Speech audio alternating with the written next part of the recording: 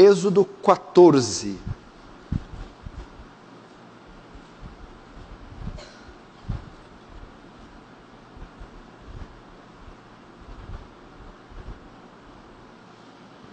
Verso 1 diz assim: diz o Senhor a Moisés: fala aos filhos de Israel que retrocedam e se acampem defronte a Pi-Hairote, entre Migdol e o mar, diante de Baal-Zefon. Em frente dele vos acamparei junto ao mar.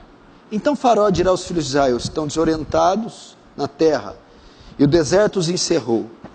Endurecerei o coração de Faraó para que os persiga, e serei glorificado em Faraó e todo o seu exército, e saberão os egípcios que eu sou o Senhor. Eles assim o fizeram. Sendo, pois, anunciado ao rei do Egito que o povo fugia, mudou-se o coração de Faraó e dos seus oficiais contra o povo, e disseram: que é isto que fizemos, permitindo que Israel nos deixasse de servir? E apontou Faraó o seu carro e tomou consigo o seu povo.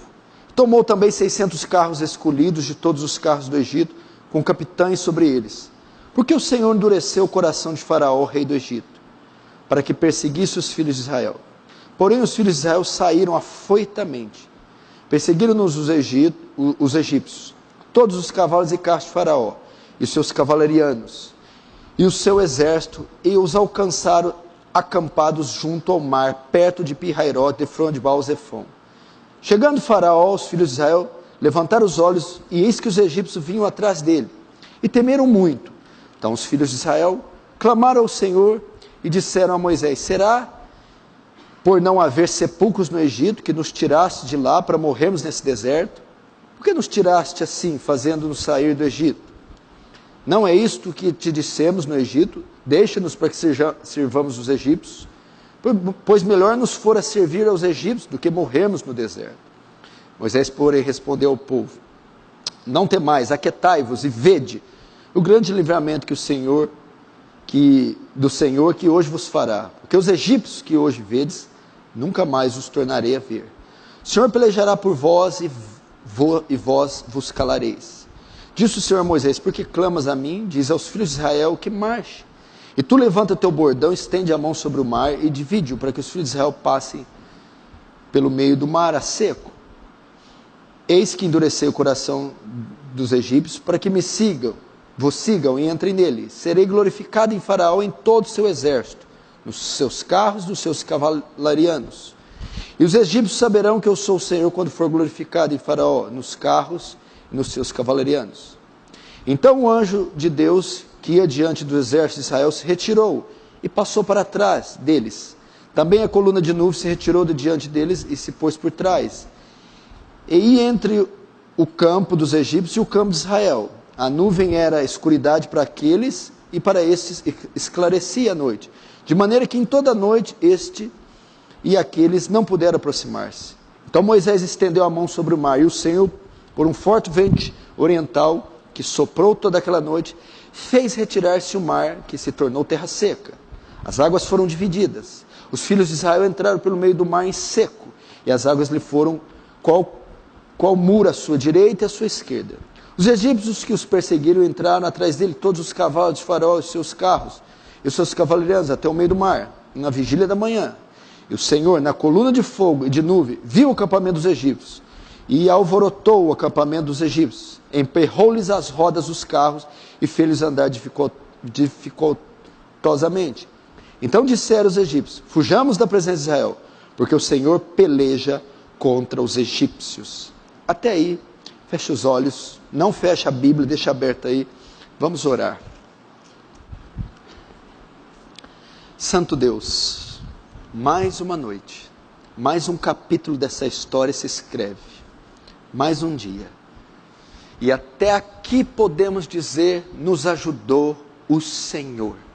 Se chegamos até onde chegamos, não há mérito algum em nós. A graça de Deus nos trouxe aqui, e ela nos mantém de pé. E é muito bom nós estarmos cônscios disso, Senhor, para que nenhuma carne se glorie diante do Senhor. Não há uma partícula de poeira sequer vagando nesse lugar, sem que a sua soberania venha reger. Ó Deus, diante da magnificência do seu poder, nos humilhamos, reconhecemos a nossa pequenez, o nosso estado desprezível, e rogamos que o Senhor tenha misericórdia. Na tua ira, lembra da misericórdia, Senhor.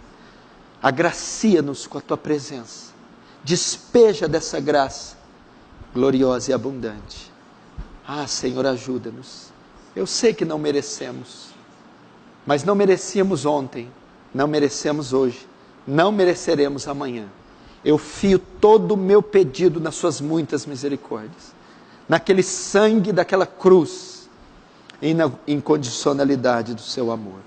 Faz teu reino avançar, receba a glória para si e nos conforma à imagem do seu Filho, em nome de Jesus, amém.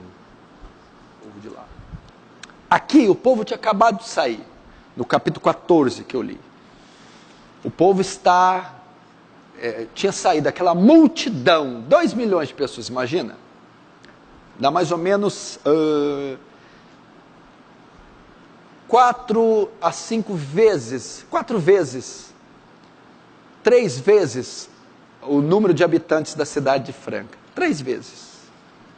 Você imagina a quantidade de povo vagando. Eles saem cantando, todos felizes, Deus tinha arrasado com o Egito. E Deus manda eles acamparem agora, estão cansados, vocês vão acampar diante do Mar Vermelho. Aí eles se acampam diante do Mar Vermelho, ficam lá. Faraó cai em si, Faraó dá uma olhada para o Egito. Que barraco que está isso aqui, que espelunca que virou a minha nação. O Egito está devastado. Deus esmagou o Egito. Faraó está lá com seu filho morto, e o povo de Israel está lá rindo. E Faraó diz assim, isso aí não vai ficar assim não.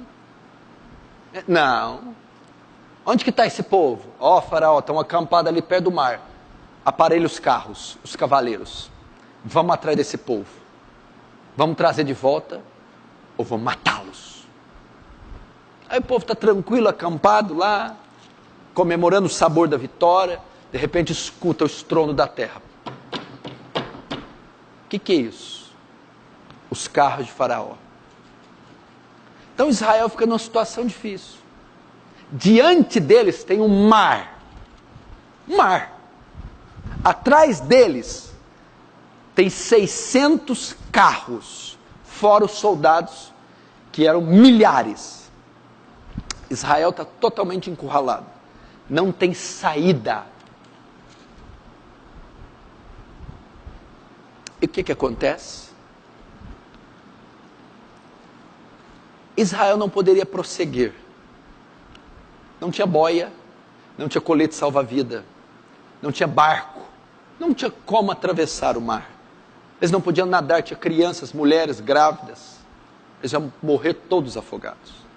Enfrentar o exército, impossível, 400 anos dentro de um cativeiro, a única coisa que eles conheciam era enxada. Eles não tinham habilidade de guerra nenhuma, eles iam ser uma carneficina. Então Israel não tinha saída nenhuma. Qual a única esperança de Israel? Uma intervenção divina. A única chance de Israel sobreviver era um milagre. Eu quero falar um pouquinho essa noite, à luz desse texto, sobre milagre. Milagre. Quanto tempo faz que você não ouve falar dessa palavra?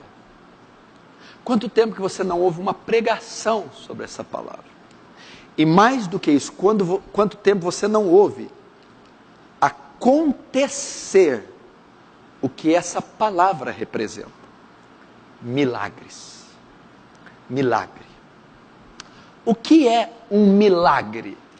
Uma das definições de milagre é acontecimento extraordinário, cuja explicação não pode ser alcançada por meios naturais. Milagre é um acontecimento extraordinário que não pode ser explicado por meios naturais. C.S. Lewis define milagre como uma interferência na natureza por um poder sobrenatural. Esse é milagre. Milagre é a intervenção divina no reino humano. Isso é milagre. Outras traduções, outros significados, milagre é aquilo que é sobrenatural e aquilo que é inexplicável. Isso é milagre.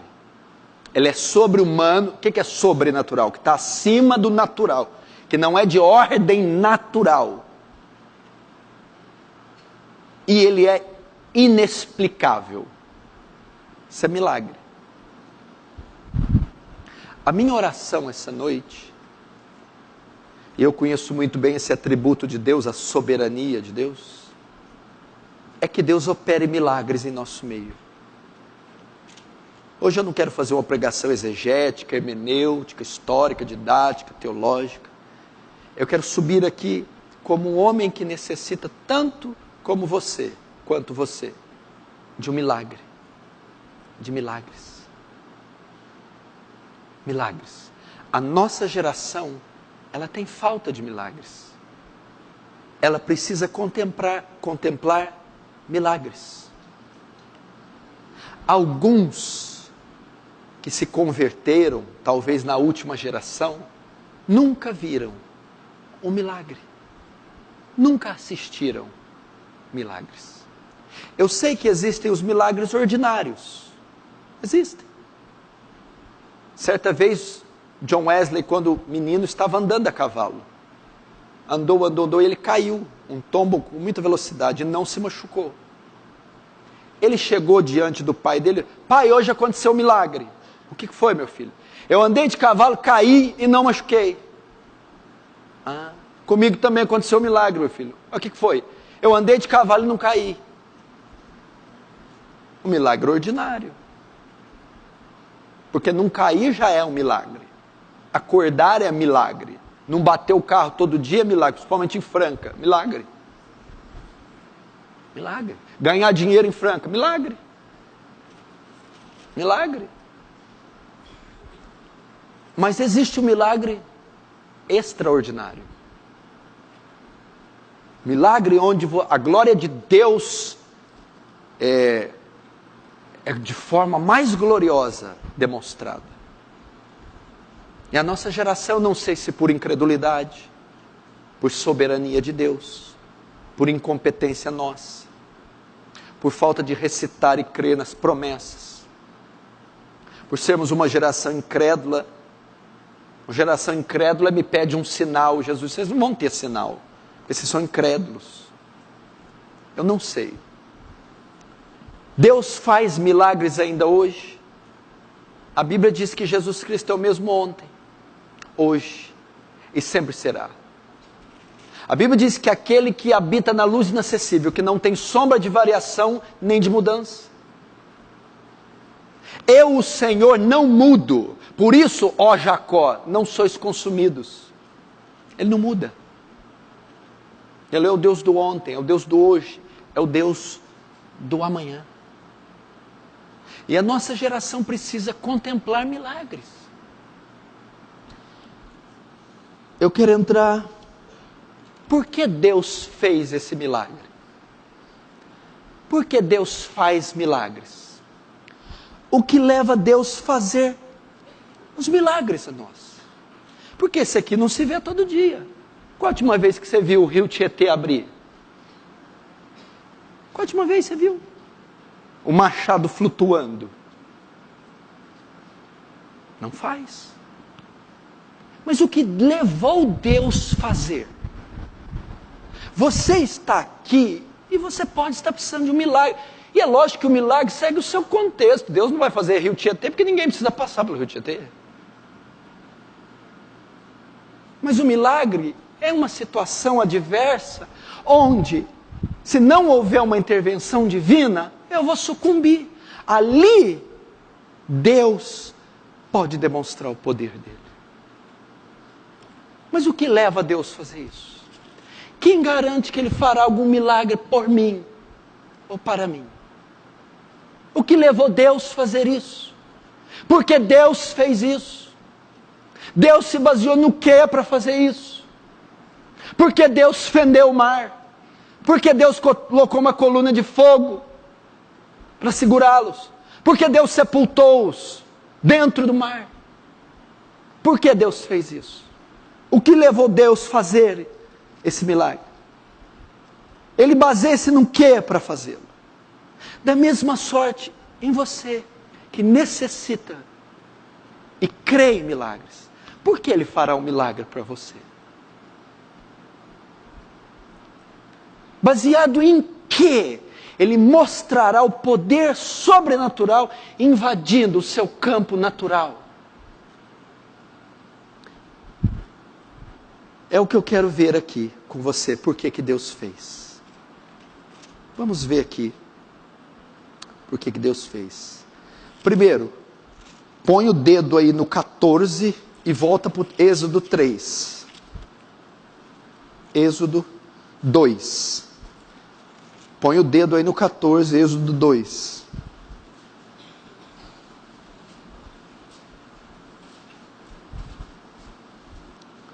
Êxodo 2, verso 24. 23. Decorrido muitos dias, morreu o rei do Egito, e os filhos de Israel gemiam sobre a servidão. Por causa dela, clamaram, o seu clamor subiu a Deus. Verso 24. Ouvindo Deus o seu gemido, lembrou-se da sua aliança com Abraão, com Isaque e com Jacó. E viu Deus os filhos de Israel e atentou para a sua condição. Até aqui. Por que Deus fez esse milagre?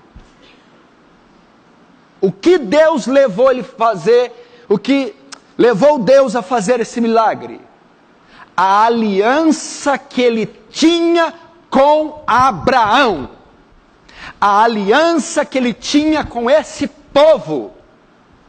A aliança que ele tinha com Israel. E no que consistia a aliança? Eu vou criar uma nação e eu vou dar a elas uma terra.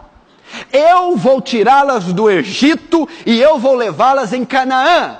E qualquer coisa que se opor, eu destruirei. E tudo que for necessário para eu cumprir essa aliança, eu farei. Por que Deus faz milagres em nossa vida? Por que Deus fará um milagre? Por causa da aliança que Ele fez com você. Dentro da aliança, dos pactos que Deus fez, está cheio de promessas. Cheios de promessas. Promessas que estão contidas na aliança.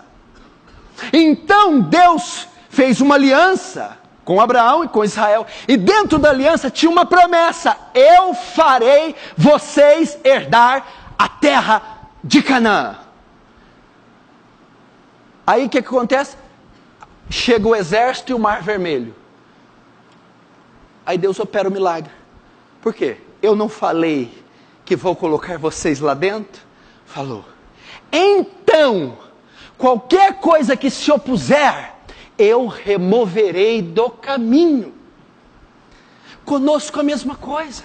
Porque Deus fará milagres em nossa vida? Por causa da aliança que tem conosco.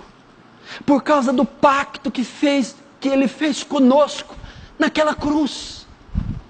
Por causa da nova aliança. E por causa das promessas.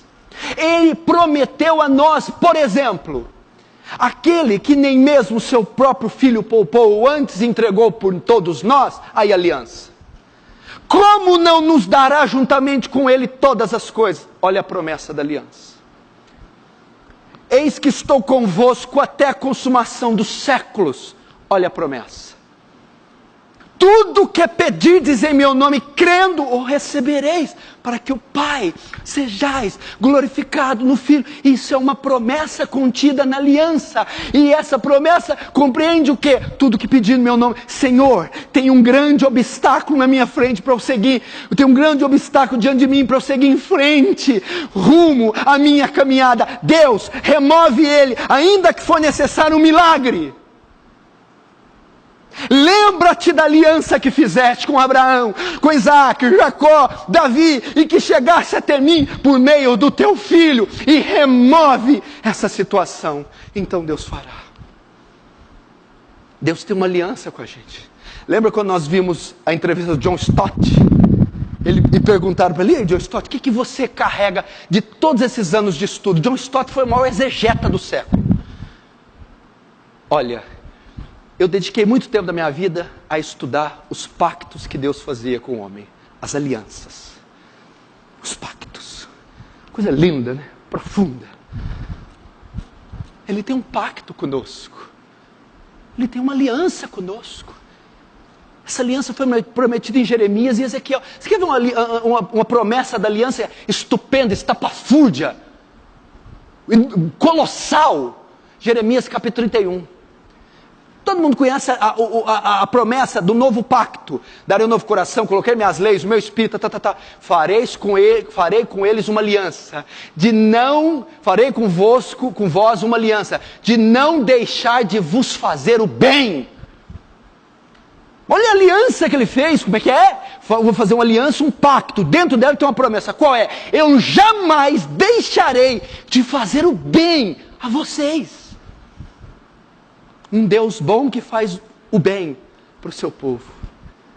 Então, meu irmão, quando você estiver diante de uma situação semelhante de Israel, não em termos geográficos ou físicos, nós não vivemos num contexto daquele de mar, de exército, mas da imensidão da oposição, e você ali dizer: não há recursos naturais para eu avançar, não há como mais, esgotou-se o meu limite, eu preciso de um milagre, mas como eu sei que ele irá operar? A aliança que ele tem conosco, a aliança que ele fez conosco, a aliança, o pacto que ele fez conosco. E para levar esse pacto adiante, se for necessário operar milagres, ele vai operar milagres. Você crê nisso? Segundo, por que Deus faz milagres? Sabe por quê, Jerônimo? Por causa da sua misericórdia. Acompanhe comigo o verso 11. Êxodo 14, 11. Disseram a Moisés: será por não haver sepulcros no Egito que nos tiraste de lá, para que morramos nesse deserto? Por que nos trataste assim, fazendo sair do Egito? Não é isso que te dissemos? Deixa-nos para que sirvamos os egípcios, pois melhor nos fora servir os egípcios do que morrer nesse deserto. Isso aqui é uma murmuração. Ah, se eu sou Deus nessa, ainda bem que eu não sou Deus. Esse povo não merecia entrar, esse povo não merecia bênção, esse povo não merecia milagre, esse povo era ranzinza, rançoso, esse povo era obstinado. Deus inúmeras vezes repete: Moisés, esse povo é obstinado, eu vou matar esse povo. Mas Deus ainda assim operou um milagre. Mas foi baseado no quê? Na sua misericórdia. Na sua misericórdia. Sabe por que Deus vai operar milagre na sua vida? Não é porque você é bom, não. Não é porque você jejua muito, não. Não é porque você é santo demais, não. Que a sua santidade, quando ela chega no ápice... Quem já teve uma santidade aqui no ápice, no zênite, no clímax? Pastor, eu estou igual um serafim. Quando você estava um serafim, Deus falou: trapo de imundícia. Deus fez assim para a sua santidade, fedorenta. quando você orou muito, jejuou muito, fez obras de caridade muito, Deus falou: eu só posso olhar para o seu desprezível ser através do meu filho. Então por que ele opera? Por causa da sua misericórdia. O que é misericórdia, Natanael? É ver você, olha aí, se você não é digno de misericórdia, dá uma olhada. É ver o seu estado e sentir compaixão de você. Misericórdia. Se não fosse a misericórdia, gente, elas são a causa de não sermos consumidos. Eles não foram consumidos por causa das misericórdias. O que é a misericórdia? O aplacar da ira de Deus. Você deve acreditar no milagre. Não é porque você passou a noite inteira se cortando. Não é porque você tem alguma dignidade. Israel merecia, Israel que tinha que afogar no Egito, no mar. Mas você deve acreditar no milagre por causa da misericórdia de Deus, da tolerância de Deus, da paciência de Deus, da compaixão de Deus, da benignidade de Deus. Meu Deus do céu, você pode, meu irmão, se você entender essa palavrinha, hoje pode acontecer um milagre. As pessoas condicionam o milagre. Elas condicionam o milagre na condição que elas estão diante de Deus. Hoje eu estou santo, hoje tem milagre. E hoje eu pequei, hoje não tem.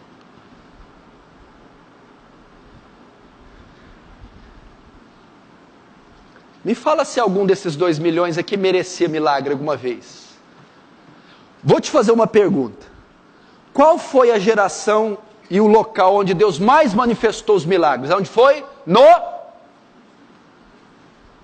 Quem é o povo que o escritor de Hebreus e Paulo vai dizer que é o povo que mais murmurou? Eles servem de exemplo, nós não fazemos igual. Quem é o povo? Oh, mas não é um paradoxo? O povo que mais murmurou, mais pecador, mais incrédulo, que os escritores neotestamentários dizem para não copiarmos, foram os que viram sinais. Porque o sinal não se baseia no mérito, o sinal é apesar do seu demérito. O sinal é a misericórdia de Deus. Deus viu o estado daquelas mães com bebês no colo, viu o estado daquela gente moribunda, esfarrapada. Deus viu o estado daqueles escravos que estavam há séculos sem ver sua pátria. Deus viu aquele povo oprimido, abandonado, e Deus teve misericórdia deles e abriu o mar. Deus não está olhando para a sua justiça, bondade e atos, mas Deus está vendo o seu estado de aflição, está vendo a sua dificuldade, a sua dor, e Deus vai abrir mar por causa da misericórdia, porque Ele sofre com você, porque Ele sente o que você sente. A misericórdia. Misericórdia. Tem coisas bíblicas que a gente não usa mais. Domingo eu preguei de esperar em Deus. Ninguém usa mais tempo. Estou esperando em Deus. Estou esperando em Deus uma maneira de mostrar fé, dependência de Deus, espiritualidade, submissão. Uma maneira. São termos que a gente não usa mais. O outro é confiar na misericórdia de Deus. Nós não estamos usando mais.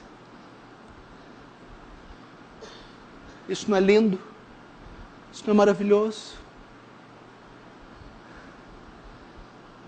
Olhar para nós e sentir compaixão. Condoer-se das nossas dores. Nos poupar nas nossas aflições.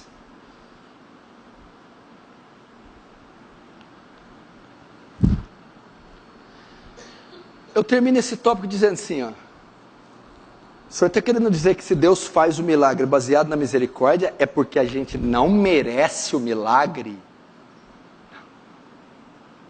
Não. E Ele faz mesmo assim? Então quer dizer que aquela vez que o senhor chamou as pessoas aqui na frente para orar, e eu vim falando, não mereço, então Ele não vai fazer, eu estava errado? Estava. Quer dizer que não era na minha condição que Ele ia operar aquilo que o Senhor nos chamou para orar? Não era na minha condição? Não. Quando o Senhor chamou, o fator predominante para Ele ter operado aqui na frente, não era a minha condição, não. Qual era? A misericórdia de Deus. Me compadecerei de quem quiser me compadecer, terei misericórdia de quem quiser ter. É a misericórdia de Deus. Lembrei do que eu ia falar naquela hora, que eu tinha esquecido. Então um termo era esperando em Deus. Outro termo que a gente usava muito era o de Bartimeu, dos cegos. Filho de Davi, tem misericórdia de mim. A gente não ora mais isso. Usa de misericórdia comigo. Mostra misericórdia para comigo. Na tua ira, por causa dos meus pecados, da minha lambança, que eu mereça ser fulminado. Não se ira. Mas lembra-te da misericórdia. Filho de Davi, tem misericórdia, tem compaixão. Misericórdia, um dos termos para misericórdia é poupar do alívio, poupar do sofrimento, trazer alívio à dor. Isso é usar de misericórdia. Terceiro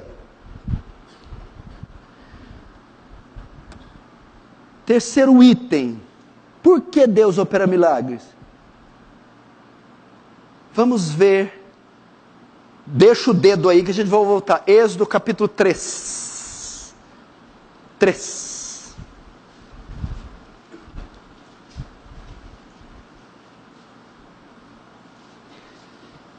deixa o dedo para voltar lá, Êxodo 3:7, disse ainda o Senhor, certamente vi a aflição do meu povo, que está no Egito, e ouvi o seu clamor, por causa dos seus exastores, conheço-lhes o sofrimento, por isso desci, a fim de livrá-los da mão dos egípcios, e para fazê-los subir daquela terra, a uma terra boa, ampla, terra que mana leite e mel. Verso 9, pois o clamor dos filhos de Israel chegou até mim, e também vejo a opressão com que os egípcios estão oprimindo, até aí. O que faz Deus operar o milagre? Henry, o seu amor. O seu amor. Eu estou vendo esse povo. O clamor deles chegou até mim. Está me comovendo. De íntima compaixão. Estou sentindo as dores, vendo a aflição, ouvindo os seus clamores. Então desci para tirá-los daí, desci para levá-los para uma terra boa, desci para tirar deles o sofrimento. É o amor de Deus. É o amor de Deus. Você lembra do amor de Deus de vez em quando? Você ora o amor de Deus, você recita o amor de Deus, você crê no amor de Deus, você é inundado pelo amor de Deus. Pastor, a misericórdia não é a mesma coisa que amor? Não, o amor, a misericórdia é um derivado do amor.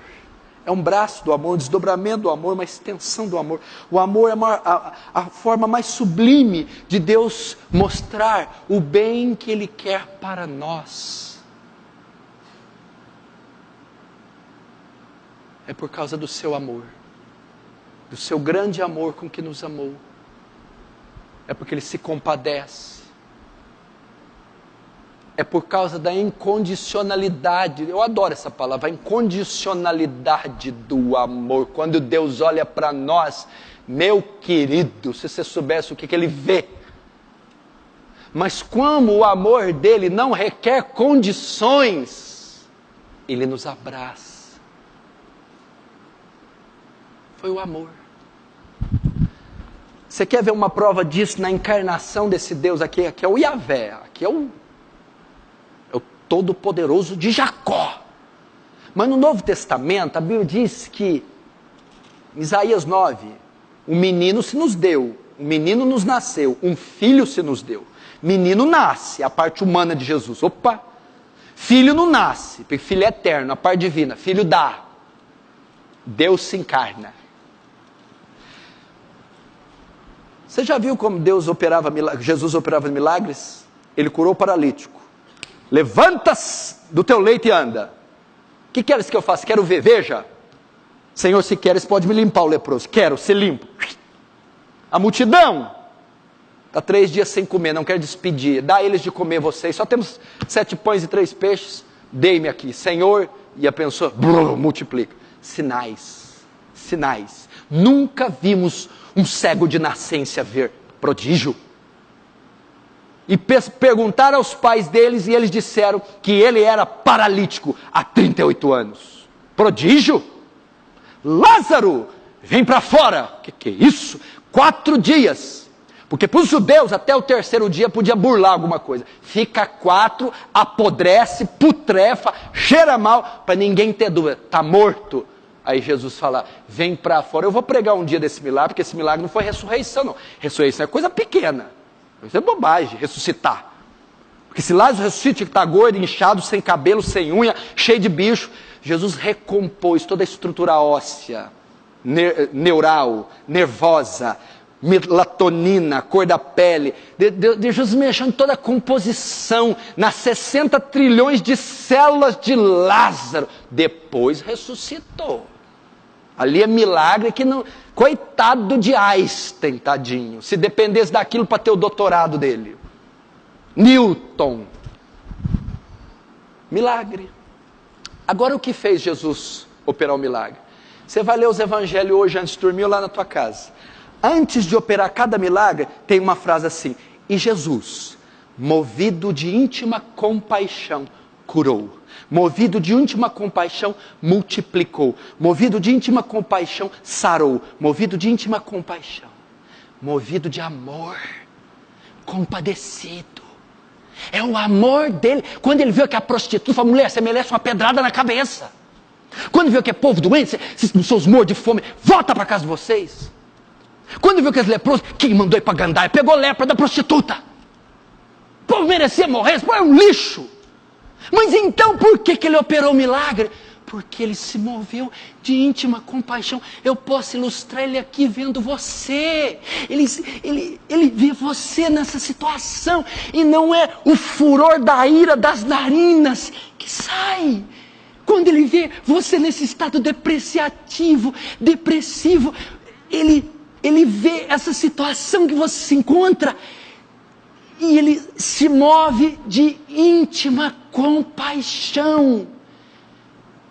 Ele diz, filha, eu sei que não tem mérito algum, mas por causa do meu amor, eu hei de visitar-te, eu hei de operar-te, operar em ti, eu hei de fazer. O amor dele. O amor dele. Confia nesse amor.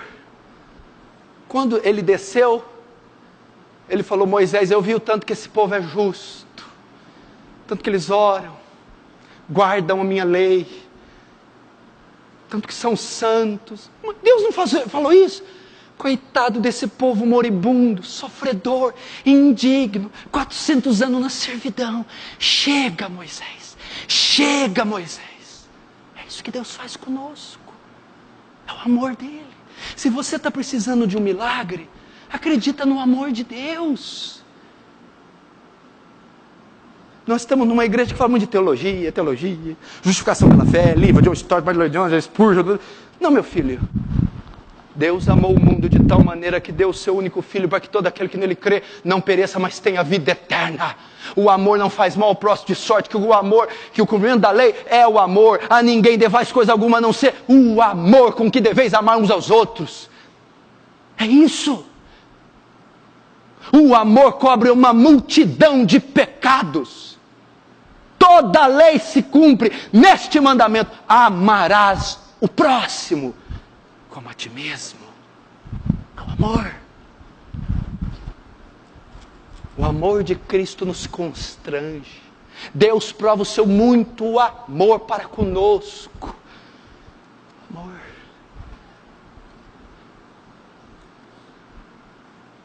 Se inunde nesse amor, se derrame nesse amor. Se derrame nesse amor. Você tem que saber que você é amado de Deus. Que Deus ama você. Eu queria lembrar uma frase de Martinho Lutero agora, relacionada ao amor. Uma pena que não está me vindo completa na cabeça. Que Lutero passava esses dilemas, ele olhava para o amor de Deus. E toda aquela aflição ao seu lado era dissipada. De Deus. Sabe por que você vai para o céu? Por quê, pastor? Porque Deus te ama. Você sabe por que aquele pecado de ontem não matou você? Porque Deus te ama. Você sabe por que Deus vai perdoar você a hora que você orar no final deste culto? Porque Deus te ama. Você sabe por que essa oraçãozinha gaguejante, pronunciando sílabas desconexas, uma teologia fraca na oração e uma timidez vai ser respondida? Porque Ele ama você. E Ele ama agape, incondicionalmente. O milagre de Deus em nossas vidas baseia-se no amor dEle. Você quer? Eu vou te ensinar uma oração para você fazer, uma oração ousada. Senhor, eu vou pedir para o Senhor fazer um milagre, eu vou pedir para o Senhor me visitar, e sabe no que eu vou basear? Sabe por que eu vou acreditar que o Senhor vai fazer? Porque eu sei que o Senhor me ama, o Senhor me ama, e o Senhor vai fazer porque o Senhor me ama. O Senhor não vai fazer porque eu sou bom, porque eu paguei preço, fiz. Não, o Senhor vai fazer porque hoje eu descobri que o Senhor me ama. Meu irmão, você não pode fazer essa oração com júbilo, com alegria. Meu Deus, agora eu sei que Deus me ama. Então Ele pode fazer o milagre. Ele te ama. Não, para. Ele te ama. Ah, mas fica quieto. Eu não estou falando que Ele ama. Para de pensar esse monte de bicheira. É porque o Senhor não conhece. Eu não quero conhecer. Ele te ama.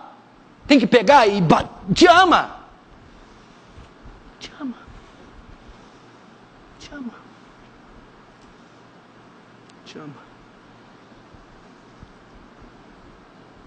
E não te amou depois, não. Te amou você sendo ainda pecador.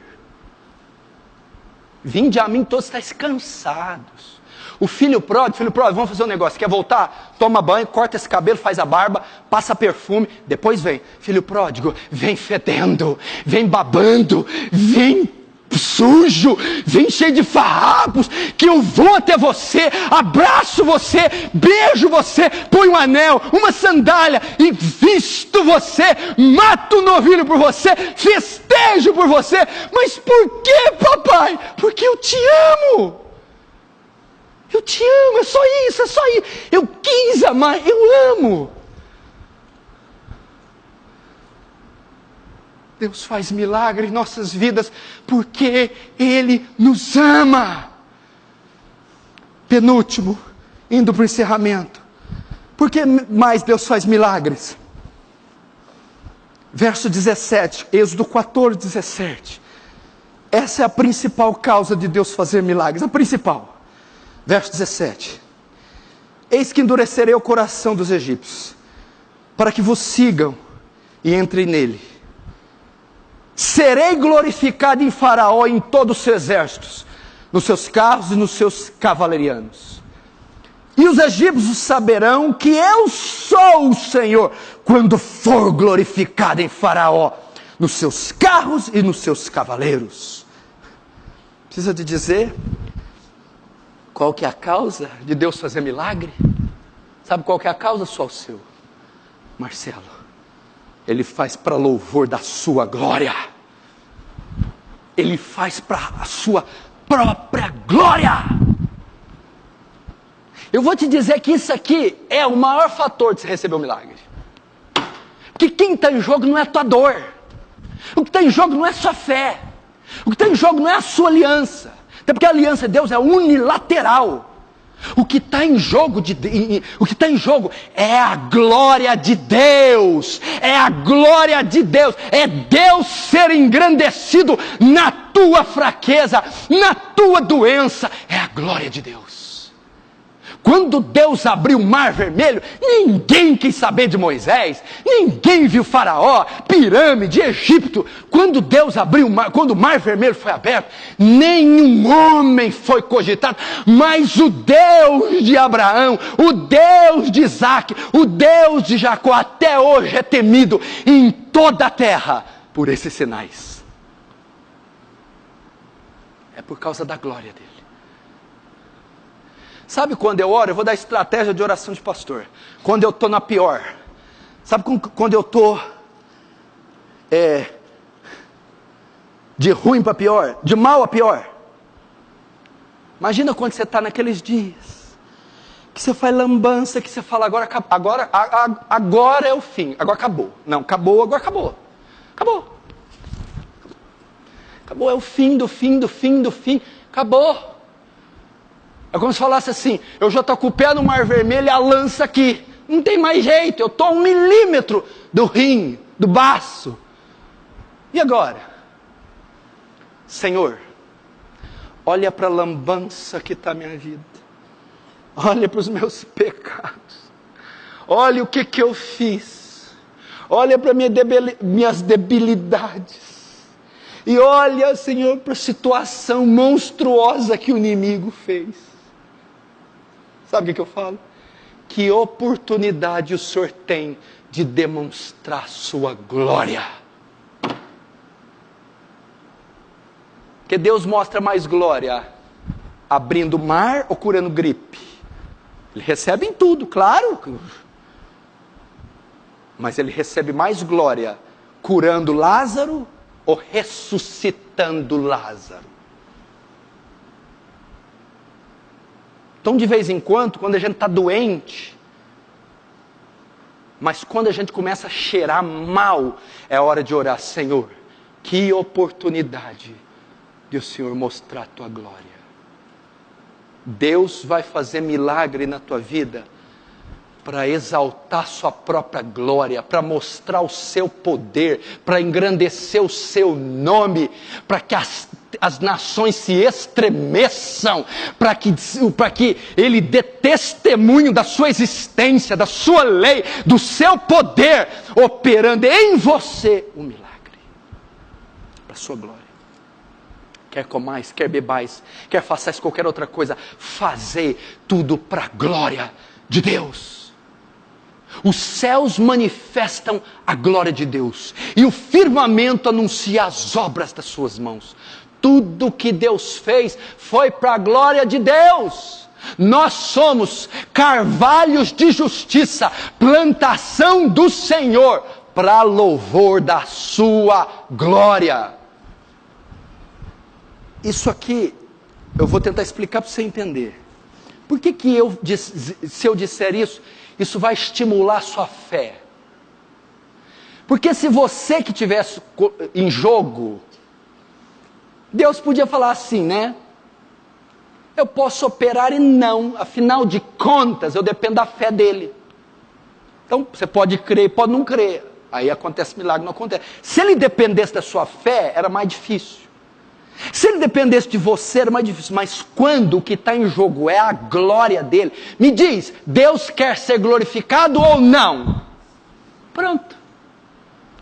Muitos casos, não são em todos, eu não vou enganar você, Deus também é glorificado na doença. Deus é glorificado no milagre. Então Ele faz o milagre para mostrar o poder dEle. Quando você estiver ali, minha irmã, entre o mar e o inimigo, sem saídas, precisando de um sinal, diga, Senhor, glorifica Teu nome. Olha o que Ele diz aqui, eu glorificarei o meu nome em Faraó. Olha só, eis que endurecerei o coração de Faraó, e serei glorificado em Faraó, e os egípcios saberão que sou o Senhor, quando for glorificado em Faraó. Fala: Senhor, glorifica teu nome, Senhor, nessa situação, nessa enfermidade, glorifica teu nome nesta adversidade, e todos saberão que o Senhor é Deus. E último, para encerrar, por que Deus opera os sinais? Para que nós temamos o nome dEle, para temer o nome do Senhor. Capítulo 14, verso 31. E viu Israel o grande poder que o Senhor exercitara contra os egípcios, e o povo temeu ao Senhor, e confiou no Senhor e em Moisés seu servo. Sabe para que Deus vai fazer os milagres? Você imagina aquele povo que estava: Moisés, Moisés, sabe? Quando viu aquelas colunas de fogo atrás, coluna de nuvem em cima. Imagina isso aí. Hollywood já tentou ilustrar isso aí várias vezes, mas não tem como dizer a magnitude do que foi a travessia do Mar Vermelho. Israel vai, coluna de fogo, coluna de nuvem, passa na frente daquela mar aberto. A hora que chega na margem, vê aquele monte de carro de egípcios sendo inundado. A Bíblia diz que o assombro tomou o arraial de Israel. Eles temeram. O temor aqui não é medo de Deus, é reverência. O carnal ficou espiritual, o imoral ficou santo, o tagarela fechou a boca, o frio esquentou, o desviado voltou para dentro. Todos temeram o Senhor. Deus faz milagres, porque no meio da congregação, Ele mostra que Ele ali esteve, que os pés dEle pisaram aquele lugar, que Ele se manifestou, que Ele está vivo e que Ele é poderoso. E toda a igreja teme o nome dEle, louva o nome dEle, adora o nome dEle. Essa é a razão, temer ao Senhor. Você acha que temos mais razões para Deus fazer milagres? Ou para não fazer? Nós temos mais razões para Ele fazer. É interessante que esse movimento